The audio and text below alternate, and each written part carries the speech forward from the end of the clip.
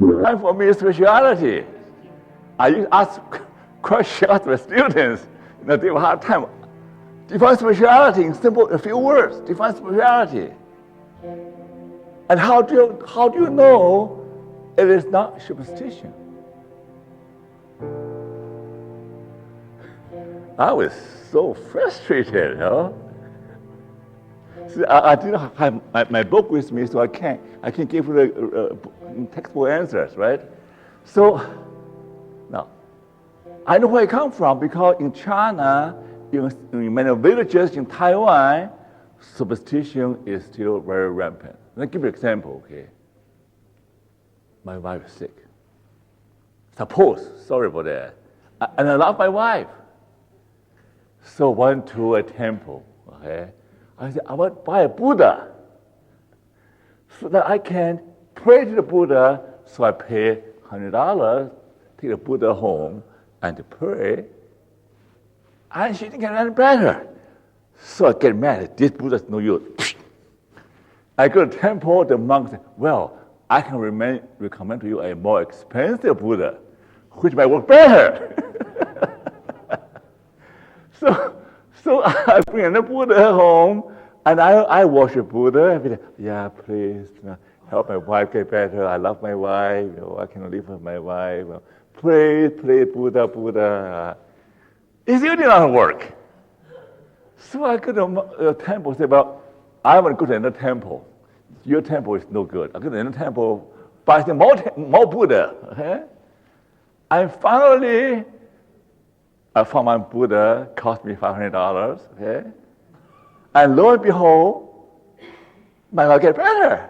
So, this Buddha works. It's worth all the money. That is superstition, right? Superstition means I misattribute an outcome to something I do when there's no connection, right? When my older sister was sick, my grandparents were so old-fashioned that they would not allow Western-trained doctor to come to the house. So my sister has high fever, maybe 1 or 2 needles will cure her. So my grandparents said, no, we don't trust foreign devils. Yeah, we don't trust them. So we'll go worship the ancestor, okay? Worship Buddha, Chinese medicine, and bring some Taoist monk to the home. Have you seen the Taoist monk? They're scary. They will dance with the Tai Chi sword, They will spring the water, to do chanting, to dancing, to perform rituals, to drive up the ghosts. I mean, even normal kid is now sick because scared to death. So,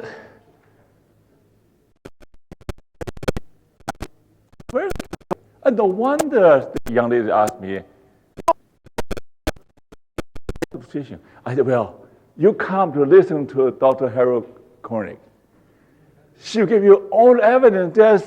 There is empirical evidence to show that faith work, religion work. And there's a lot of evidence, not superstition. But she's still not too happy because we're still talking about the instrumental value of religion. Right? It's not much different from prayer or waving a magic wand, right? So she's just not happy with my answer. I said, well, it works. Prayer works. Well, I said, what's the difference between prayer works and worshiping Buddha? I mean, if you do a study to say that all the people who worship Buddha, you got better results than not worshiping Buddha, right? So I was a bit frustrated, and then I went back to upstairs, to grab my book to find, is there any better definition about religion and spirituality? Where is it?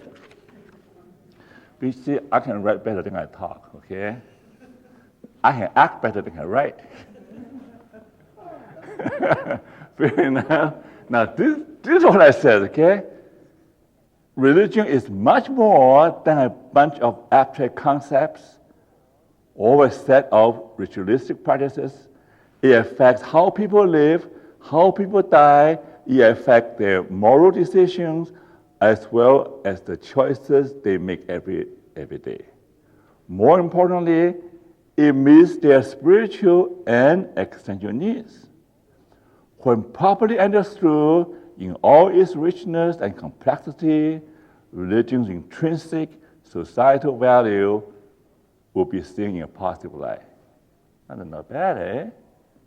It's much more than the intrinsic value of religion, right? Not more than the extrinsic or instrumental value. I mean, the talk before me and the talk by Bob, religion can meet a deep need in you. And here more, okay? Spirituality, here. In some religions bring a sense of coherence and hope and significance to people's existence and enables them to transcend the banality of everyday living. As a shared system of rituals and symbols, religion also provides a sense of community. William James, probably one of the greatest psychologists, and he said that if you're able to see everything in God's eyes, you discover deeper, richer meaning in everyday, common day activities. Okay? So simply allow you to discover a sense of meaning and joy and significance in everyday life. Now, how about spirituality now? Spirituality is more inclusive construct than religion. It is possible for a person to be spiritual without being religious in traditional sense, okay? And here, one more paragraph. Okay. Now here. My friend Prufer at the National Council of Aging, I used to be on that council to provide advice to the Ministry of Health. This is what she writes, okay? She provides a comprehensive definition of religion and spirituality. It says, at the heart of every religion and of contemporary growth, at the heart of every religion and contemporary growth psychology is the conviction that the human life has a spiritual dimension. The life must be dedicated to the fulfillment of meaning. In a broader sense, to be spiritual is to be sensitive to a dimension of meaning in one's life. That's based on Frankl, right? Now here is my picture trying to diagram Frankl's idea, okay? Frankl introduced the noetic dimension, somewhere in between spiritual and psychological, okay? Such behavior as the quest for meaning, self-transcendence, and taking in a heroic stand in the face of suffering are assumed to occur in this dimension. He called that the medicine chest. Okay, the medicine chest. Okay? That is where you find healing, find cure. There's a medical science, okay? Now, any question about this? It's quite obvious, right? Yes? Just a small comment. I go to the Sixth Church of Christian Science when I can, and usually at every opening there is an explanation that through Mary Baker, this person started it, that we're ultimately spiritual beings. Yeah. Our flesh and everything is washed away, but we're ultimately spiritual. That's right. And now, here's something, okay? So if you take into account this broader definition of spirituality and religion, you know that the instrumental view of prayer about asking you about your faith, about religious practice, is a very limited instrumental approach to religion and spirituality. So like Christina's approach talk about spiritual care. Now here's my question. I say, well, Christina, you better say I have a question for you, but she ran away, okay? I'll ask her later. And here's the question. Can you provide spiritual care without being a spiritual person? Let's think about that. Can you provide spiritual care without being a spiritual person? Suppose the doctor is an atheist who is hostile towards God, towards any religious beliefs. Now, how will you expect this person to provide spiritual care, right? Similarly, if a counselor hates homosexuals, condemn homosexuality, so that person will have a difficult time caring for homosexuals psychologically. So now here's the issue. But you cannot make medical doctors, psychologists, or counselors to become spiritual, right? Here's the problem. You can't make them spiritual. You can teach them to be compassionate, to take spiritual history, to ask them, somebody asked them, what's your religion? By asking them, already make the patient feel better, right? Oh, it's so simple. What's your religion, sir? What church do you go to? Now, by simple fact of asking them already make them feel better. So I'm not happy. I say, but how can we make doctors, psychologists, counselors to be more spiritual? Now, my friend Kirk Schneider gave me an idea 2 days ago. He talked about this enchanted agnosticism. Now, here's a guy say, maybe the entry point is that you do not have any religious beliefs. You do not need to have any theology. You develop an attitude of enchanted agnosticism. That means, I'm not sure why this is God. I'm not too sure. But the nature is so wonderful, the world is so wonderful, we're so wonderfully made, probably there's a God. Probably there's God, okay? The attitude is one of openness, sensitivity, a sense of wonder. Bob Ehrman talked about a sense of wonder. Who else talk about appreciation, a sense of appreciation. Just the childlike wonder. So that happens. That goes a long way, right? Just be open-minded. And enjoy the beauty of sunset. Be grateful for the things that happen to you. Now that everybody can learn, right? Whether you are atheist or agnostic, it doesn't matter. Everybody can learn that. This is a good attitude, ending point. But we should go one step further. That means that is the next step is a spiritual quest. Now, if you are searching for God, that presupposes that God exists, right? So it's a little bit more affirmative than the first stage. You say, I'm searching for God. If you're searching for something, it implies that something must be there if you search, right? So similarly, if you say, I'm searching for meaning,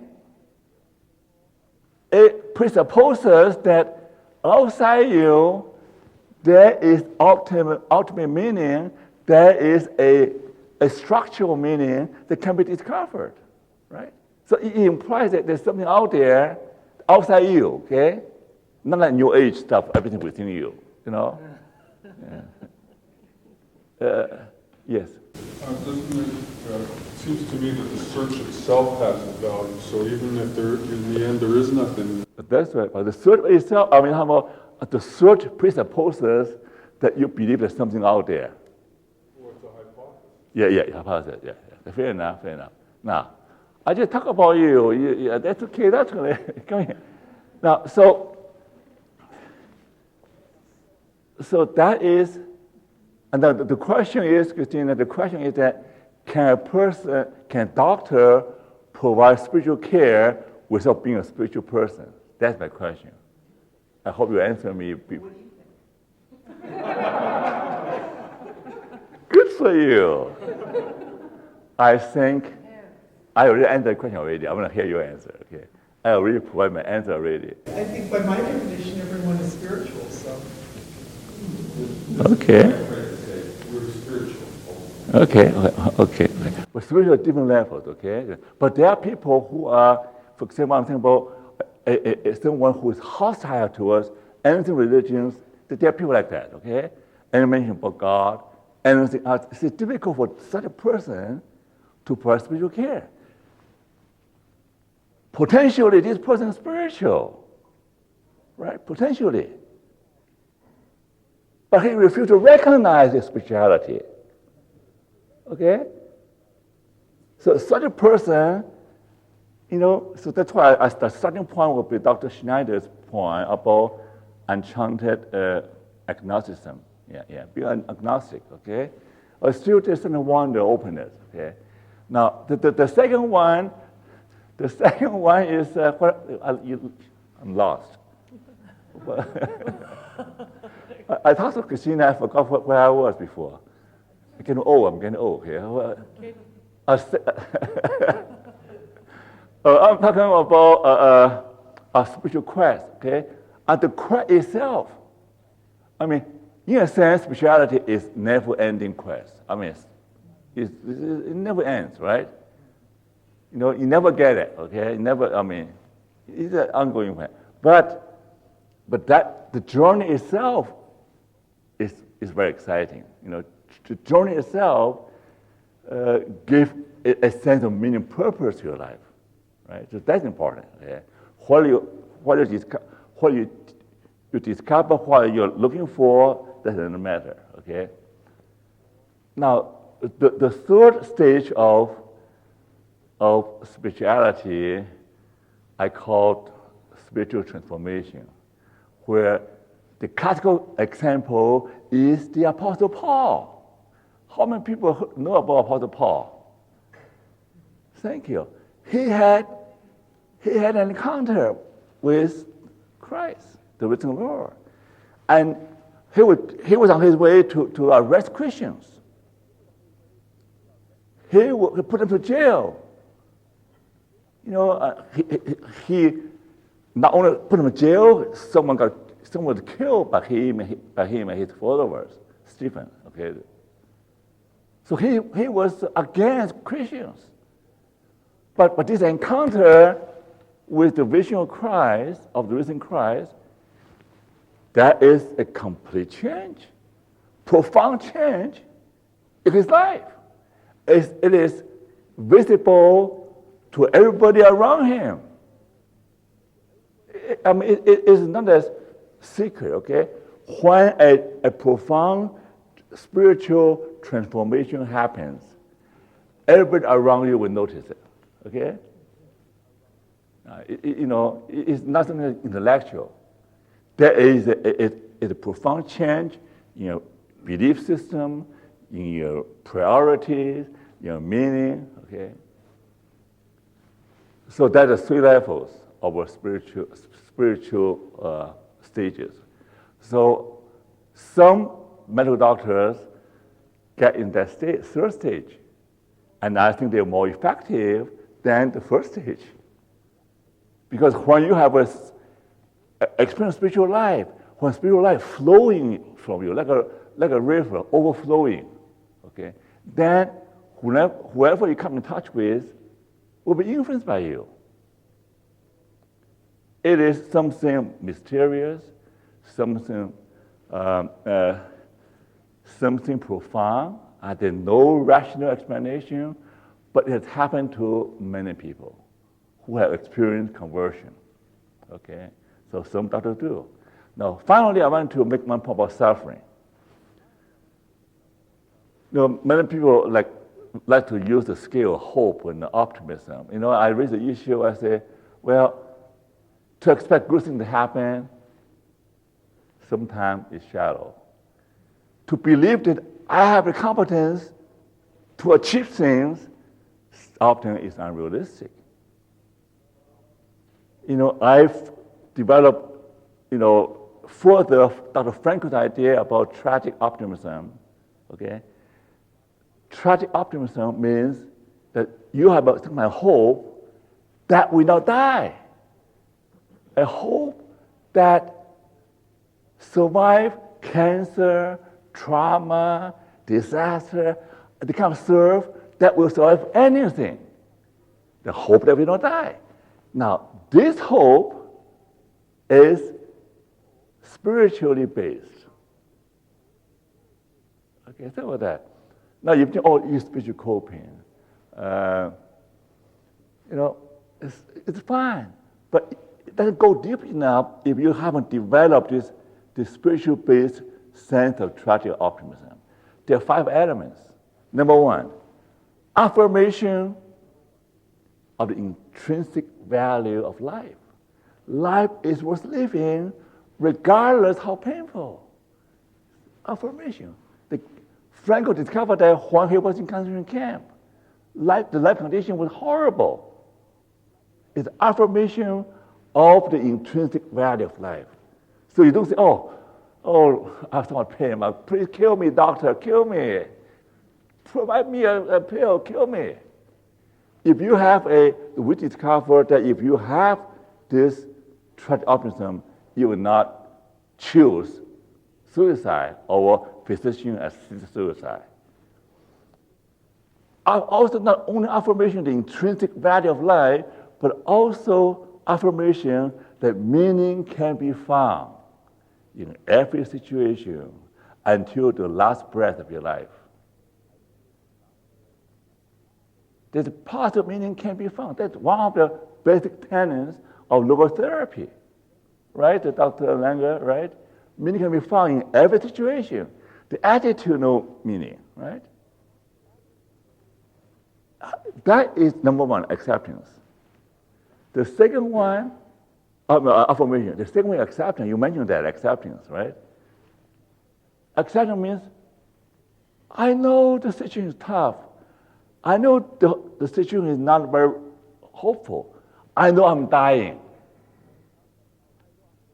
I know that I will not get out of the concentration camp. And I know I'm a lifer. I'll be die in this prison. I know, I accept the bleakness, the hopelessness, the horror of the situation. Yes? Yes, on that note, there's a card, something that I'll never forget. It's with acceptance and friendship that we learn to find love in the world. Thank you for this comment. Now, where am I now? I'm standing here. Now, acceptance, okay, this is very powerful. Now, the third one is faith. Faith in God when everything else failed. Faith is the only candle of light in a dark tunnel. When everything else fails. But God can come through. I mean, from your data, right? Some people say that, right? But God can help me. There's no hope, humanly speaking, but God will come through for me. But God will give me the strength. God will give me the grace, the faith. The fourthly, is self-transcendence. Transcending your present situation, transcending your self-interest, reaching out to help others who suffer. That's what Frankel does. He took on his job to help other inmates to acquire sense of meaning, transcendence. So how many have we talked about? 5, right? Courage. Finally, courage. Courage means that I am willing to go on living in spite of the difficulties and the pain and the setback and the suffering. I will go on living. Courage. Now, of all 5 elements, guess which is the most powerful predictor of well-being? My student tomorrow present some data. We'll develop an instrument. Faith is the most powerful. Faith. So this, the optimism, this is interesting. Acceptance is negatively correlated with affirmation, courage, negative. It's a paradox, right? The tragic optimism means that you're very pessimistic about reality, but you're very hopeful about life and future. It's a paradox, right? Now, tragic optimism sounds very much like my friend's hardiness, courage, faith, right? And his data show the hardiness and religion, have equal power to predict well-being. Maybe the common denominator is tragic optimism. I don't know. So to help person to acquire some tragic optimism, prepare them to face the worst with a positive outlook, with a positive attitude. So that's why when we talk about spiritual care, if the physician does not understand tragic optimism, does not have a tragic sense of life, it's difficult for him to have empathy for suffering. Sometimes a doctor notifies people, oh, by the way, you're on a treatment to live. Oh, boy, by the way, the result come back, you'll be dead in 2 weeks or 3 weeks, whatever. Very careless way about, they do not have a tragic sense of life. They're too young. They're too spoiled from rich homes, upper middle class, from suburb. They are not going to suffering. Maybe we'll send a doctor to Middle East or Afghanistan. I was going to produce Africa to a dosage of reality. Maybe that's why I send the students for spiritual training, right? Send to Africa, send to Middle East to see what suffering is like. In Africa, all the little children walking like skeletons. Let them smell it, see it, touch it. And then they develop a real sense of appreciation about appreciation. Yeah. City of Joy, Calcutta, India, that was beautiful. Yeah, exactly. Yeah, exactly. Go to India, go to China. That's how you teach them, right? The life too comfortable. In a way, Americans finally acquire a sense of tragic after September 11. It's the first time. The bad thing could happen to them. Bad thing could not just happen to Asians, to Africans. Bad thing could happen to Americans. But Paul, may I say something? Yes. All people really have to do is be present in the United States because suffering is everywhere you look. Go to the United States. Because I think that our medical students, our psychologists need to know life is full of suffering. For most people,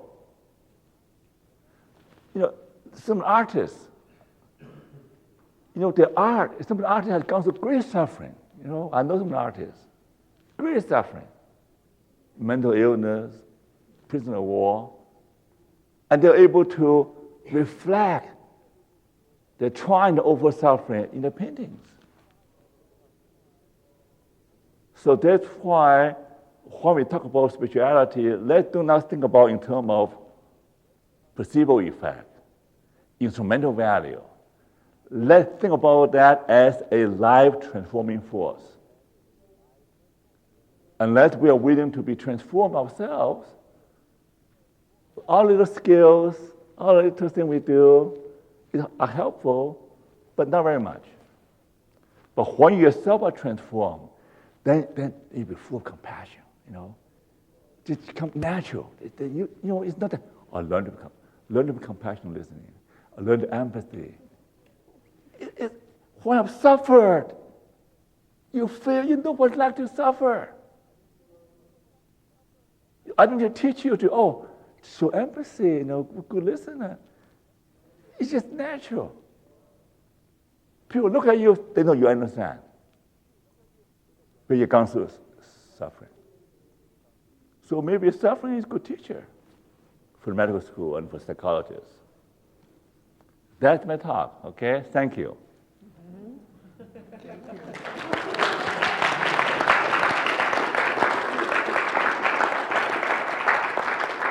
I am half an hour, so I keep my promise. Half an hour, right? No question because half an hour. Oh, sorry. The social worker last night, she had a wonderful education that no university could give her. Yeah, that's right. Yeah. Bill? I have a question. I think, suffering doesn't always produce the positive outcome that you're No.